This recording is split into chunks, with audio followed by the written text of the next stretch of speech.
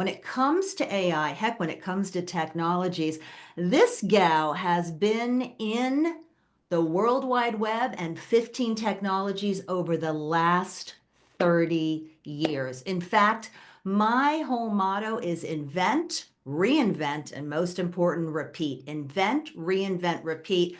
I was talking AI way back in 2018 through my TEDx speech when hardly anyone was talking about it except for the thought leaders far smarter than me that are my teachers. So it's so exciting that we're seeing so much change. But three key things here, folks. This is the worst that AI will ever be. I'm about to go through magic here, and I'm telling you, this is the worst it will ever be. That's one. Two, this is the costliest AI will ever be. And third, this is the slowest pace of change we will ever see. We say, things have never changed so fast, CK. And I go, I agree. But the real piece is here. The real piece is, and they will never, not ever, be this slow again, which is why it's so important that we put education for our own, through our companies, through our networks at the top of our list.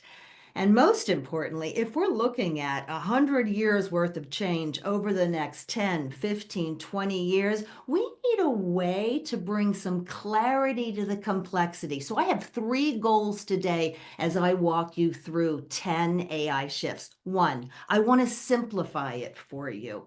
Second, I'm not an AI, just a proudly imperfect human being, and we need to humanize these technologies. We need to better understand how technology, especially AI, is here to elevate us. It works for us, not the other way around.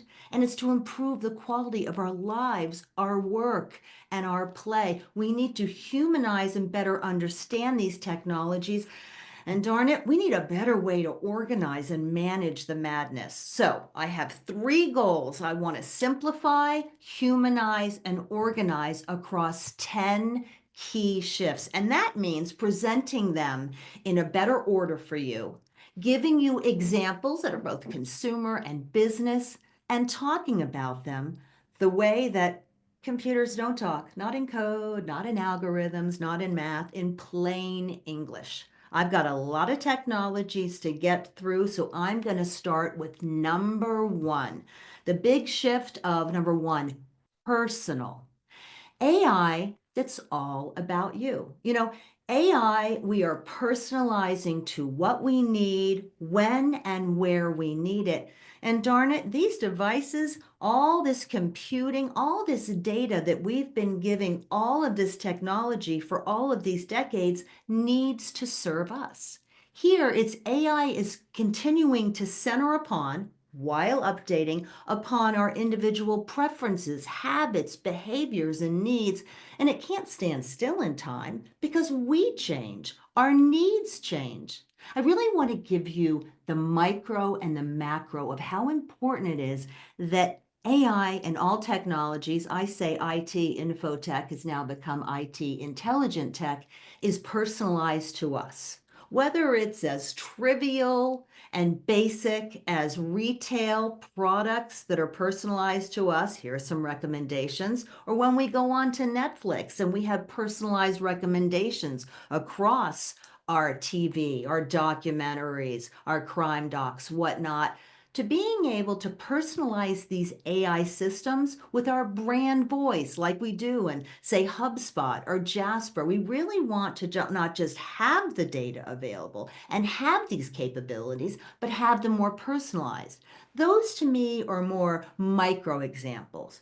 Where we're really going is where it really makes the biggest difference. When we're personalizing, as I'm showing on the screen here, whether it's through trackers, through health, or for education tutors, we are going to the bigger, broader scope of one, personalized and precision health and personalized education. A lot of times I'll say generations will look back and they'll gasp at how fundamental we were. We're going to gasp at the fact that every single lesson was not able to be personalized with homework and with collaboration like it is now through AI. being so capable. Same thing with our health insights. You know, they say that when you're healthy, you've got a million problems. You got 5 pounds to lose, your husband's driving you crazy, you're overwhelmed at work. But when you're sick, you have one problem. What we want to do is precision healthcare and personalized medicine so that we prevent and predict these types of symptoms and diseases. So understand that when we're talking about personal AI, as easy as it is to look at your phone and see that things are personalized for you on your social media feed or Amazon recommendations for retail, we're talking about a bigger, broader story, okay? Which brings us to number 2. AI finds its voice, conversational. Now I don't just talk to text like I have for the last 7 years to be able to send out texts easier and faster. Now I can start talking to these AI systems. And I'll tell you, if there was a killer app, maybe I should call it a killer capability, I believe conversational is chief among them. Because when we're making these human and machine conversations more intuitive and more effective, we'll use the AIs more. When we use the AIs more, they get better. The better they get, the more we use them. The more we use them, the better they get, and so on. Folks, conversational has been such a boon to me in 2 ways. First of all, I use AIs every day as a collaborator to help me on my writing, to help me brainstorm or organize. But where I really use it the most is a learning tutor. And when I'm able to use the new voice mode that just came out in the last 6 months through ChatGPT, and will be across all of these technologies very shortly, I'm able to learn more. I'm able to ask more. I'm able to reskill and accelerate my learning. So when it comes to conversational, it's everything from, heck, when ChatGPT first came on the scene, and I believe it was November of 2022, this tweet here on the screen said the hottest new programming language is English. Heck, the hottest new programming language is any of the human languages, because now we can have our computers speaking back to us. But where it's really going is being able to speak to us in conversational ways. And this makes all the difference. If you haven't used it already, a wonderful research and expert assistant is Notebook.lm through Google. I can bring my lesson plans in, I can bring my data and research notes in, and it can give me questions. But even better, if I hit the podcast option, a AI male, an AI female, do a podcast for an hour explaining the subject to me.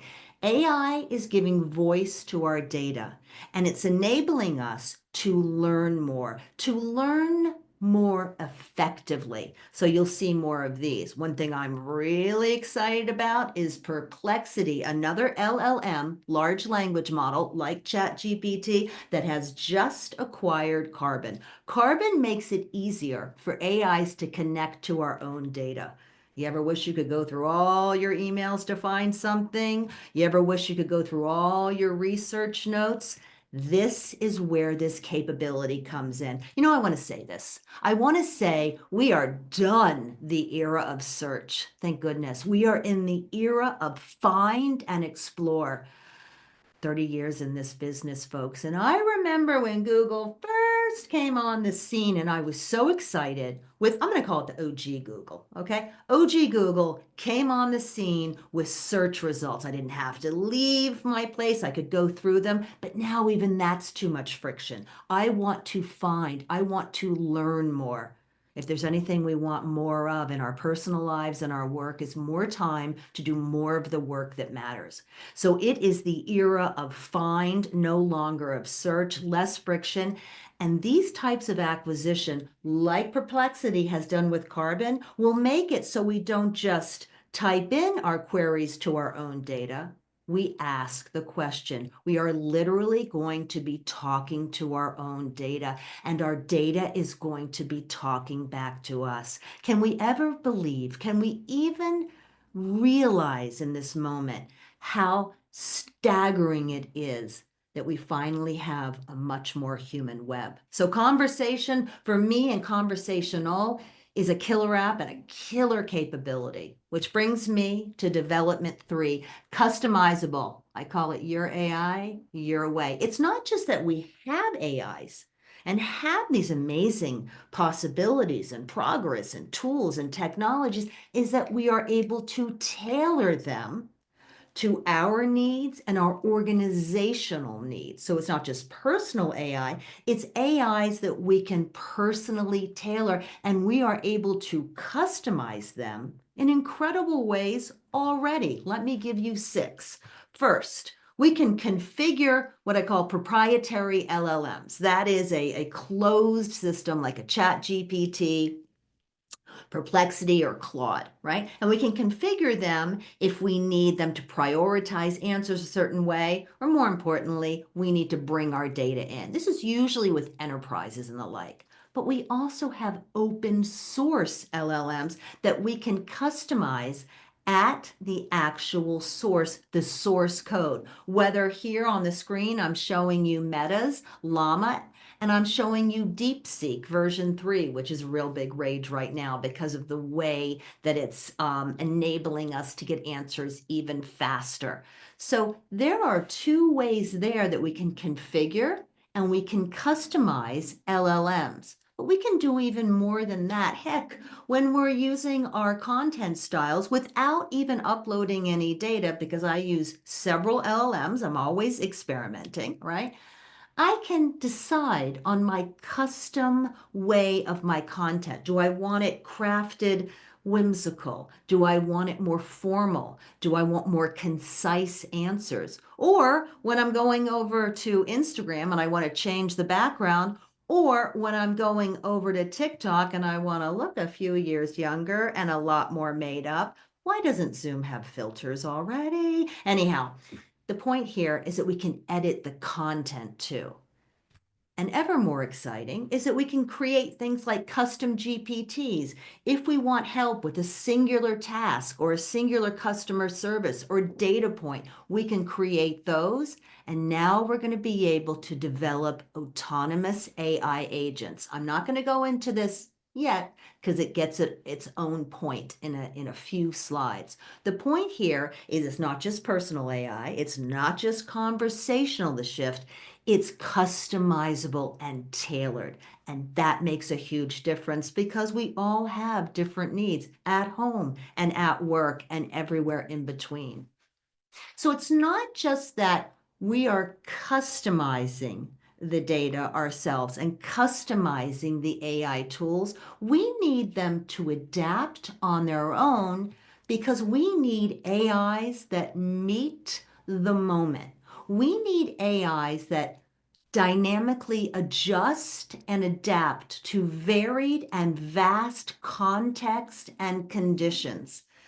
It's funny to think that I was working in a field when we couldn't adapt to certain context and conditions, but everything is not just personal AIs and customizable capabilities, but it's the various context and the various conditions. Let me explain.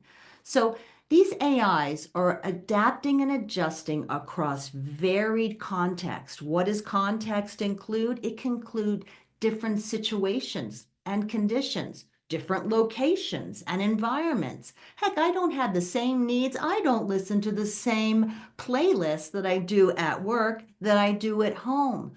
Our different behaviors and preferences. One thing that I really urge to everyone when we talk about an attention economy, I say it's an expectation economy because never before have we seen our customers and our prospects change their expectations so rapidly. Why? Because this AI technology is not proprietary. It's in everyone's hands. So now I'm finding, heck, with conversational AIs, I'm finding how slow it is to type out an email rather than to be able to easily talk it through and have it talk back to me. And I'm a fast typist, but these behaviors and preferences are different contexts and they're different conditions, along with different activities and different events. So for example, let's call it real-time relevant AI, something we use all the time with GPS and say Waze app. This is adjusting based on traffic, the context, time of day, and preferences by the user. Some users don't want to take freeways. Some people want to take the byway. It just depends upon that. Those are different contexts. And that's a context that makes a lot of sense to us, but that's a micro example. As important as it is, it's a micro example. Let's talk about the macro. Let's talk about things like through HubSpot and Shopify, where we're able to have adaptive marketing. Because now it's not a linear process. The customer journey is anything and everything goes, even when it's the same customer, it just is different context. So we need to have AI systems that adjust images, copy, discounts, offers, calls to action. My partner and I have a lot of fun when we're wanting to buy things online through Amazon or whatnot, and we find out where he gets the better discount and where I do because of our preferences, because of our behaviors, because of adaptive marketing. And these adaptive systems that change and adjust what they need to do and how they need to do it intelligently based upon context. Let's go to one of my favorite industries to go through in technology because it's one of the most old world industries, yet it's one of the most high tech. Hardly anyone talks about it. It's agriculture. The agriculture, they talk about, out in the field. That is a saying because of farmers that were always out in the field. One of the first groups that embraced mobile were farmers. Why? Because they were always out in the field. Now I see I have a raised hand there. Margaret, do I have a question that I need to answer right now? Because I'm happy to. We can still, the questions are queuing up and we can still take those at the end. I Perfect. just noticed the hand too, and I'll let that person know to use Q&A for us. So thank you. Perfect.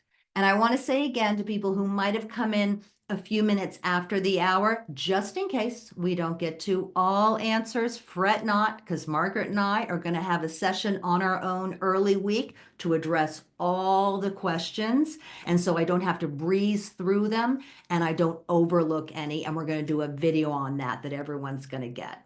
So let me come back to agriculture for a second. So one of the oldest world industries is one of the most high tech, and it's high tech because we have systems through John Deere and the like that have this adaptive agriculture. Why? Because the context changes. We have droughts, we have cold snaps, we have heat and humidity, we have different pesticides that are needed or not needed. We have different weather patterns. So through adaptive AIs and these technologies, we are better able to make sure we have a better yield of our crop and healthier crops as well. Remember, when we're datafying and digitizing the world, we're then able to connect that world and to use it more intelligently, whether it's at the micro smart home level or whether it's at the farm and the agricultural macro level. So adaptive is really key and really breakthrough because of the context and it adapting to it and adjusting to these various contexts across various user needs, various organizational needs, and various industry needs. So you're going to see this just explode over the next 12, 24, 36, and 60 months. Now that we've talked about adaptable and contextual and conversational and personal, now we're going to talk about how AI awakens its senses. And it's called multimodal, and it's called multimodal because it's activating new modalities of understanding data in different forms: text, video, visual, audible, all these different types of data it's able to understand, and then it's able to generate insightful outputs. So it's not just taking in the information and processing, but it's able to then generate an insightful output. I will give you examples across this. But sometimes it's taking in the information one way, text, and outputting it in a different type of mode altogether, images and videos. So when we're talking about multimodal and we're talking about AI awakening senses, what we're talking about is AI understanding and generating multiple types of data. Heck, conversational AI is a prime example of multimodal. But when I'm explaining this, whether to students, colleagues, family members, friends, I'm saying, you know what? AI now has the ability to see. It can see and it can listen to my audio discussions saying, this is what's in my fridge or on the counter. Can you generate a recipe? Or look at my tire. Does it need air? Or how to fix a flat tire? And it can generate a text summary, or it could generate a conversational summary. Heck, I'm pretty sure it'll soon be able to generate a video summary showing you how to make that recipe if that's what you're looking for. So when we're talking about awakening the senses, sight, talking, hearing, we're not just talking about it can see, it can also hear, right?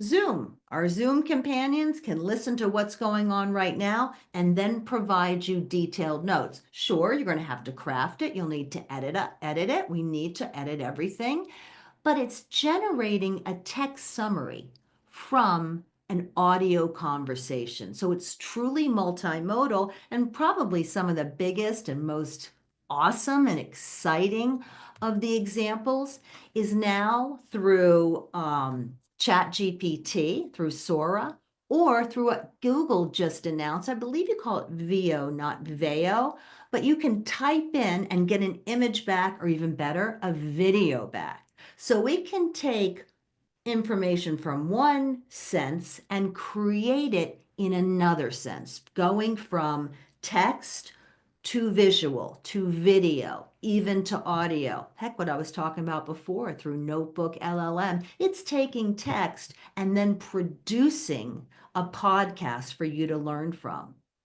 Now, I said I do micro and macro examples. Think of it this way. These AIs are supporting healthcare because they're analyzing various media types and creating diagnoses and supporting options. For example, being able to look at text and understand medical records, then being able to look at images like radiology scans, then being able to listen to the doctor speaking to the patient in order to support the doctor and look out for our health. So it's going across multiple modes of information, and it's giving us intelligence back. Why?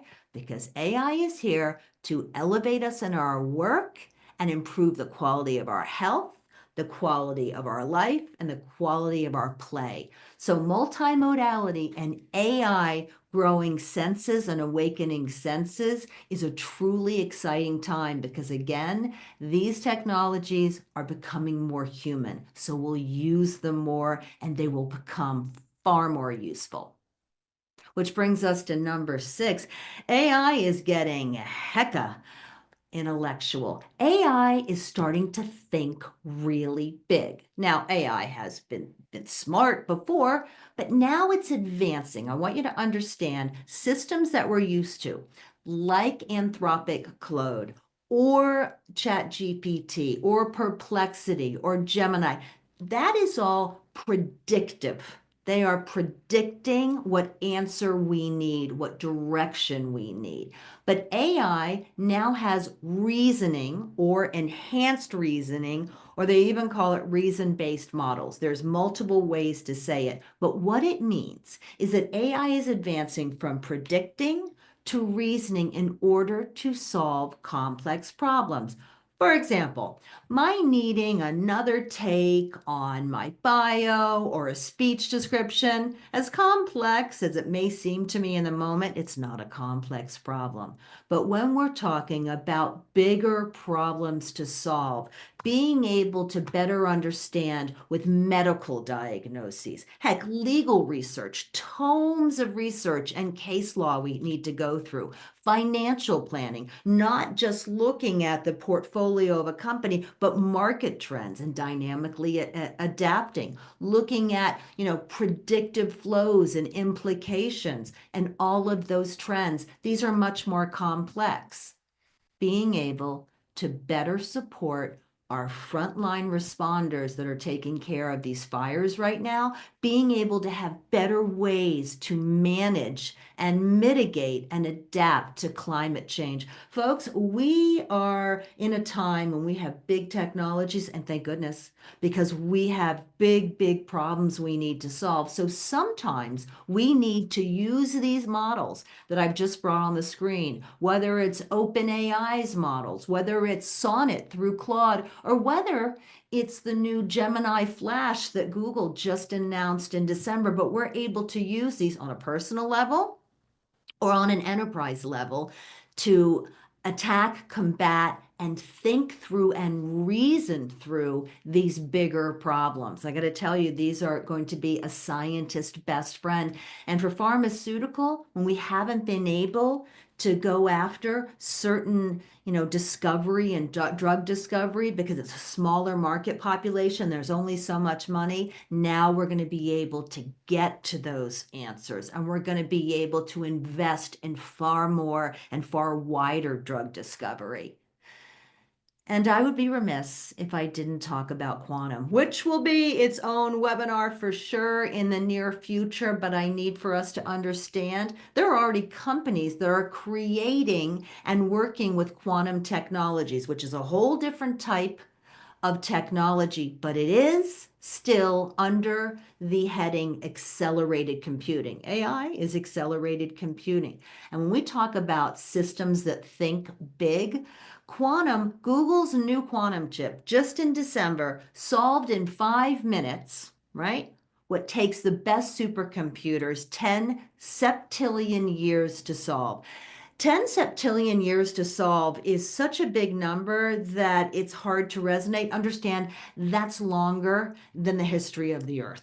Just understand that we have bigger technologies coming, which will bring their own implications, which will bring their own risks, but they'll be able to be better at solving the bigger, more complex problems. Does that mean they'll replace AI? Nope. Heck, AI has not replaced mobile. If anything, mobile is still the remote control of our lives, but we're going to be using much more AI through our mobile than we are, old world or OG apps like we did in the last 15 years. So understand that this part on intellectual and AI thinking really big is both already here and we're building more towards it. You won't always need to use AIs that apply reasoning and logic, but in some cases, you may need to use those, and that is available to you both on a personal level as well as on an enterprise level or an organizational level. Aspirational. AI with ambition, I like to call it. You are going to be hearing a lot, for a lot of good reasons, about AI agents or what is called agentic AI. And I'm going to explain this. Where we're going, like I said before, where we're going from predicting AIs to reasoning. With AI agents, we are going from reactive, task-oriented capabilities to proactive, goal-driven autonomy. What that means on a very basic level is right now, I am constantly going into an AI like a ChatGPT or an Anthropic Claude, and I am prompting, I am asking for feedback, direction, edits on whatever I need. So that is an AI that's reacting to me, and it's wonderful. Or I'm using an AI to help filter out, spam, or I'm using it for a singular task. Where we're going with agents is to have much more proactive and goal-oriented AIs. So these proactive, goal-oriented AIs that we are in charge of and we code, or I should say develop, because we're not going to have to speak in code, will work across an entire workflow for us. I'm going to give an example here. Right now, I use sometimes Instacart to do my grocery shopping. Or right now, I use an app that keeps my grocery list and can even tell me in my favorite supermarkets if my item is in stock and where in the supermarket I can find it. And that's been a breakthrough to my life. Oh, my AI friends, how quickly that will go the way of OG Google and the era of searching, not finding. Through an AI agent, I could put my preferences in. I could link what I want from my grocery list to, say, an Instacart, right? To my method of payment, to different preferences I have for coupons and discounts and the like. And that agent autonomously, because I've set it up, takes care of my shopping every single week.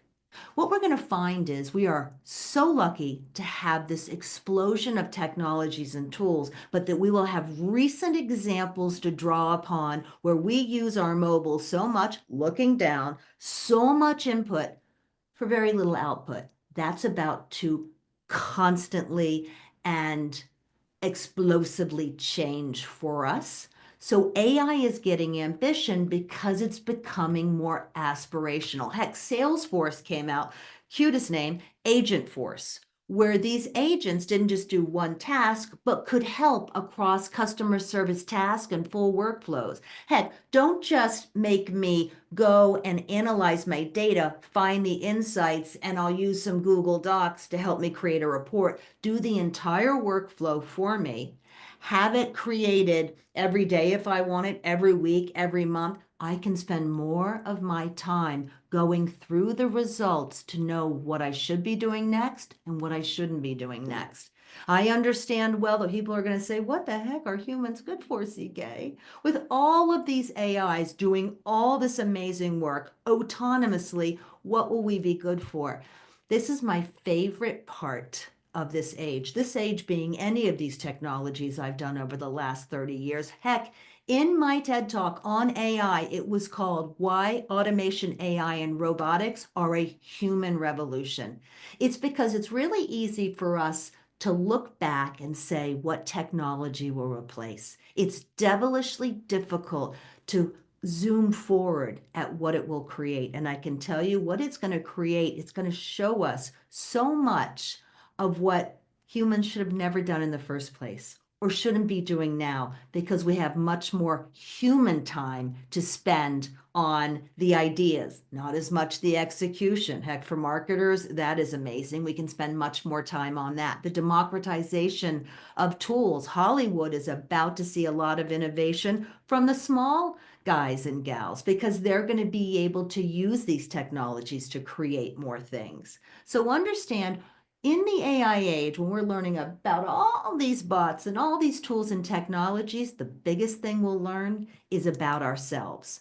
As long as we continue to reskill, and I want to say this because I say it a lot, there are certain things that I don't like about being 55. Chief among them, wrinkles. There's a lot of things I love, chief among them, wisdom. I'm able to look back at the last 30 years and say, I continue to be busier with all these technologies, but on the things that matter. So when it comes to agentic AI, and where Google has come out swinging after we made fun of Gemini 1.0 for good reason, but it's made up on it. Gemini 2.0, it just came out with 7 different amazing tools to be part of the suite. They want to become your universal assistant. Of course they do. There's more competition, and competition is good. But these agents will combine decision making. They'll have a persistent memory. They'll remember my preferences. I won't have to explain it with every prompt every single time.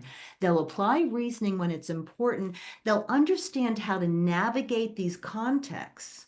But most importantly, they will be able to do this autonomously for me and be proactive so that my time and my attention, your two most important resources you'll ever have. Why do you think those social media love all your attention? They're no fools. Your time and attention can be placed on the most important work and the most important time with your loved ones at home. So this agentic AI and these agents, think of it as AI with ambition, and just write down proactive, autonomous, and not just linking a system, linking other systems, like I was saying with, say, an Instacart or a grocery app or a discount app. They're linking all that together along with the data, but again, you're in charge. So you're going to be seeing this buzzword a lot, and for a lot of good reasons, because all too soon we'll laugh at how basic AI was just a couple of years ago. Okay? So number 8, local. AI is getting really local. It means AI is moving to the edge. Why do I say edge? Oh, my fabulous techies and all their terms. The reason we use cloud computing is because when these brainiac techies were compiling the infrastructure of how these networks would work, it was not going to be able to be powered on the device or at the local level. It needed cloud computing, and thank goodness for cloud computing. That's why we're able to use a lot of these AIs. But a lot more of devices and systems, not all, need to move to the edge of the network. What does that mean? It means moving to the device level. I'm going to go over self-driving cars soon. A self-driving car can't just operate at the cloud level. It needs to make split-second decisions. In a factory, if I don't have edge computing working for me, it could be unsafe with all this industrial machinery. Heck, in healthcare, we need these at the edge. So we're decentralizing this processing, and it works beautifully for many reasons. One, it improves performance, it decreases latency, and it increases privacy. Right now we have CES going on in Las Vegas, Consumer Electronics shows. And of course, I'm like a kid at a candy store from afar looking at all these terrific advances. But I am blown away with where super chips have gone, because all this processing is going to take a lot of smarts at the chip level. You've likely heard of NVIDIA. It is a big darling and big AI tech, and for a big reason. What it's come out with is a supercomputer, as you can see on the screen here, and Jensen Huang's the CEO, in the palm of his hand, that can run its own LLM, that can do a quadrillion computing programming per second. It's like septillion. It just blows our mind for $3,000. Folks, AI is the costliest it will ever be. AI is the worst it will ever be. And AI is faster than it's ever been, and it will never be this slow again. So we're seeing chips that can take advantage of LLMs through open source, configuring them at the consumer level, and it's becoming so much more affordable. Heck, Apple Intelligence that came out, the biggest piece there was it was keeping your privacy safe because it was keeping it on the device at the edge level. And heck, they even came out and said, let third parties test us, which all of these folks should do, because we need to have that assurance. More on that later. But understand, more of these AI first devices, whether it's IoT, Internet of Things, connected products, places, systems, and platforms, are all going to be more available to us because they're going to be at the device level and at the edge. That does not mean we won't have cloud computing. We'll have both. But we'll have more innovation, more privacy, and better processing because we'll have more of this available to us. You have probably heard how big AI companies have gone on a spending spree lately to figure out answers to the electrical component, right? Because with AI, you need 3 things. You need the engine, you need the processing, you need the data, and you need the power. It is of no coincidence that they're starting to buy up nuclear plants. We have to figure out this big answer, and AIs will help us. Quantum will help us. How do we get to power these in a way that is more tenable, more affordable, and most important, friendlier to our planet? So how all of these things combine is just amazing to me. Of course, I'm a geek on this, and proudly so. So then I am looking at number 9 and 10. And number 9 is AI in the real world. This is where AI is breaking through the screen and it's expanding from the digital world to the physical world. One of my favorite trends that I continue to see play out, sometimes I call it the big blur. We are neither online or offline. Oh my gracious, how future generations will laugh at us for saying that. We are neither online or offline. We are always living between the two. Even when I am dialing up for an app for an Uber or a Lyft, and I'm watching how long the little car is to get to me, I am in the real world, but I am in the digital world as well. Physical AI in the real world is a huge implication, which takes processing power, which takes all this, energy power, which takes edge and IoT technology. So they all combine, which takes agentic, which takes personal and contextual. But physical, I have to divide this into 3 areas, or I would be doing you a disservice, because these systems are coming in to the real world and they're bridging the digital and virtual world, and they're doing in 3 ways. First, mechanical. Whether at the industrial level, the healthcare level, or the consumer level, we're going to see more machines powered by more AIs. I just call robots AI in a shell, because that's what it is, to interact, adapt, and transform our lives and our industries. And then there's spatial. Now, I have a self-driving car on the screen, and it'd be rightly so to say, but CK, that's a robot. I get that. But these robots need to understand physical spaces in order to navigate them. So spatial AI is so important. It's also so important with augmented reality and virtual reality and better understanding space. Space is a huge context that they have to adapt to. And this is my favorite one. My favorite one of all. It's called ambient AI, but CK lovingly calls it invisible. Why? Because ambient AI is when we have a connected, digitized, datafied world that is working on our behalf. So we are no longer tech obsessed. Okay, I'll still be tech obsessed.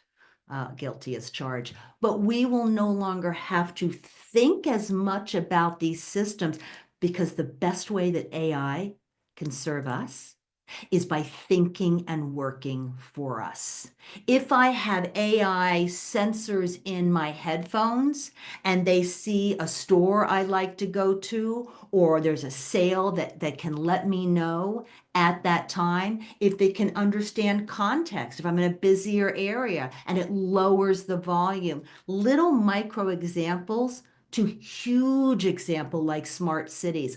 I was just at the Science Museum last week and I watched a beautiful IMAX movie on Singapore, which is an amazing case study in and of itself. But the way it has digitized and connected the city while working to combat the heat of the city, it's called the Garden City because it did so much planting, is showing how it's using ambient intelligence. So it's invisible intelligence that's working on our behalf. And the more we can datafy things, folks, not just datafying our conversations, our grocery list, but digitizing proteins and cells and plants and being able to prompt them to have conversations, that's where huge breakthroughs happen, because then we're asking a cell or a protein, why do you react this way?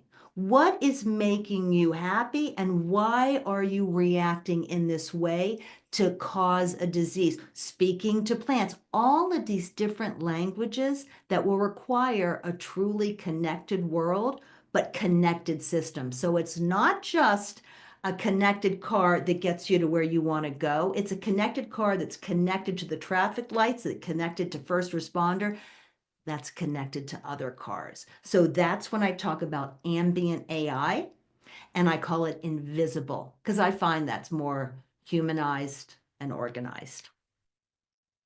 Last, ethical AI. And this is most important. This is AI with a conscience, CK calls it. And this goes through all 10. And here we need responsible AI designed to reduce bias, increase transparency, and align with societal values. I keep being asked by so many good people, why aren't these AIs more aligned with our values? And I say, you're putting a lot on those robots. They are code and algorithm and they are magical, but they're not human. So of course they don't know.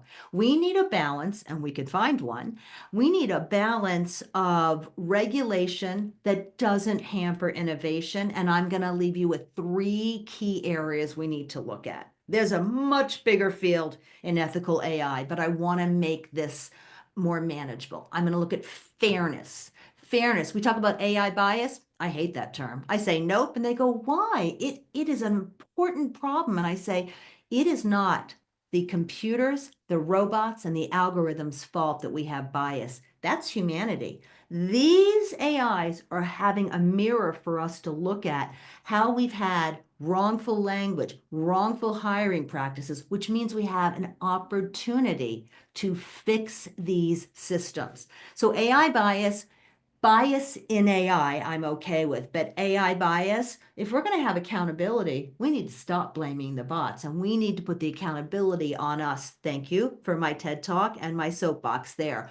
But minimizing bias in data, in algorithms, and decision-making processes serves all of us in industry and on the consumer level. Transparency, we need to know when we're talking to an AI, because voice cloning and deep fakes and all of these are true problems, which means true opportunities. Here's where we're going to need quantum and where we're going to need all this reasoning-based AI. But we need to recognize that we are interacting with a system while also providing clarity on what data they're using, how they operate, how they make decisions. Sunlight is the best disinfectant, I tell you, when we're transparent with our customers. We tend to win that way. We have all these social media where we can communicate whether or not they're going to ban TikTok. We have all these others. So you want to be a good actor in this. And third, accountability, guardrails, and being accountable for these actions and being communicative. Again, it's much bigger than these 3 buckets, but I wanted to have 3 areas that I could really hit on with ethical AI. Now, I have talked about 10 pivotal AI shifts across personal, conversational, customizable, adaptable, multimodal to intellectual, aspirational, local, physical, and most important AI. And I hope that I have achieved my goals of helping to simplify, it's still a lot, hoping to humanize this for you, and better organizing this for you.